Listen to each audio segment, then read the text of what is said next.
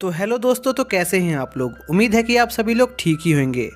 तो ये blue Exorcist का 5th पार्ट है, और अगर आप लोगों ने इसके पहले पार्टों को नहीं देखा है तो उसका लिंक आप लोगों को डिस्क्रिप्शन में मिल जाएगा, आप वहां से देख सकते हैं। तो ज़्यादा टाइम न वेस्ट करते हुए चलिए वीडियो को शुरू करते हैं। तो पार्ट 5 की शुरुआत में हम एक सिटी का सीन देखते हैं जहां पर पुलिस ने नाकाबंदी कर रखी थी। तभी एक बच्चा उस एरिया के अंदर चला जाता है और एक अजीब सा मास्क वाला आदमी उस बच्चे को हॉस्टेज बना लेता है, जो कि असल में एक डीमन था। जिसके बाद हम रिन का सीन देखते हैं जो अपनी पावर्स को कंट्रोल करने की कोशिश कर रहा होता है। तभी वहाँ पर कीरा आ जाती है, जिसको एग्जॉसिस्ट डिपार्टमेंट ने रिन पर नज़र रखने को कहा था ताकि वो फिर से बेकाबू न हो जाए। तभी कीरा को एक कॉल आता है, जिसके बाद हम उस जगह का सीन देखते हैं जहां पर अब काफ़ी सारी पुलिस इकट्ठा हो चुकी होती है और यूक्यो भी उस जगह की इन्वेस्टिगेशन करने आया होता है। तभी रिन और कीरा भी वहां आ जाते हैं और वो देखते हैं कि उस डीमन के कर्ज फॉग से काफ़ी सारे लोग बीमार हो गए हैं। तभी हम टोडो नाम के एक शख्स को देखते हैं जो उस केस की इन्वेस्टिगेशन कर रहा होता है और वो यूक्यो को सारी बात बताता है कि एक मास्क मैन ने इम्प्योर किंग की लेफ्ट आइट चुरा ली है और एक बच्चे को हॉस्टेज बनाकर सामने वाली बिल्डिंग में छुपा हुआ है। जिस पर रिन यूक्यो के साथ उस बिल्डिंग के अंदर जाने की जिद करता है, जिस पर यूक्यो रिन को मना कर देता है और कीरा उसे वहां से ले जाती है। जिसके बाद यूक्यो टोडो के साथ उस बिल्डिंग में एंटर करता है जहां पर काफ़ी अंधेरा था और वो एक बर्ड को अपने साथ लाए होते हैं जो डेमोनिक एनर्जी को महसूस कर सकती थी। तभी यूक्यो देखता है कि रिन भी कीरा को चकमा देकर वहां आ गया है। जिसके बाद वो सभी साथ में अंदर जाते हैं और उन्हें वो आदमी और बच्चा मिल जाता है और उस बच्चे की हालत काफ़ी ख़राब होती है। तभी यूक्यो उस आदमी को शूट कर देता है, लेकिन वो आदमी हवा में गायब हो जाता है। जिस पर रिन उस बच्ची को बचाता है और यूक्यो इम्प्योर किंग की लेफ्ट आई को उठा लेता है, लेकिन वो देखता है कि वो आई नकली है। तभी टोडो यूक्यो पर पीछे से अटैक करता है और वो देखते हैं कि टोडो असल में एक डीमन है। जिस पर यूक्यो रिन से उस बच्चे को लेकर वहां से निकलने को कहता है, लेकिन तभी वो डीमन रिन पर अटैक कर देता है।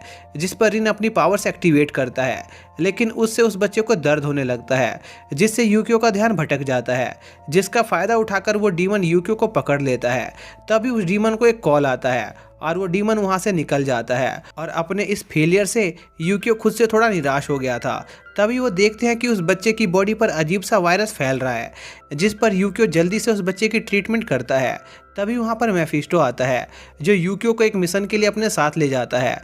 जिसके बाद रिन और कीरा एक ट्रेन में जाते हैं जो क्योटो जा रही थी। तभी रिन को उसके पुराने क्लासमेट्स दिखते हैं, लेकिन वो लोग रिन को पूरी तरह से इग्नोर कर देते हैं, जिससे रिन थोड़ा उदास हो जाता है। लेकिन तभी कामिकी उसके पास आकर बैठ जाती है और साथ ही कीरा भी वहाँ आ जाती है, जो उन सभी को बताती है कि वो लोग क्योटो में इम्प्योर किंग की राइट आई को प्रोटेक्ट करने जा रहे हैं क्योंकि लेफ्ट आई चोरी हो गई है। जिस पर सभी लोग कीरा से पूछते हैं कि आखिर ये लेफ्ट और राइट आई क्या चीज़ है।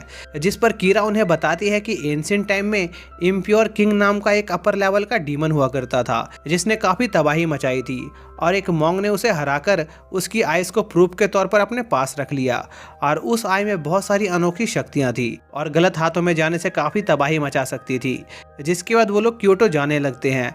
तभी हम रिन को देखते हैं, जिसे लग रहा था कि कामिकी उसे कंफर्ट कराने के लिए वहां बैठी है, जिस पर वो थोड़ा खुश होने लगता है। जिस पर कामिकी थोड़ा शर्मा जाती है और उसे कहने लगती है कि ऐसा कुछ नहीं है, और यह सब देखकर सुगारो को गुस्सा आ जाता है और वो कामिकी को शांत रहने को कहता है। जिस पर रिन सुगारो को अपने टीममेट पर चिल्लाने से मना करता है।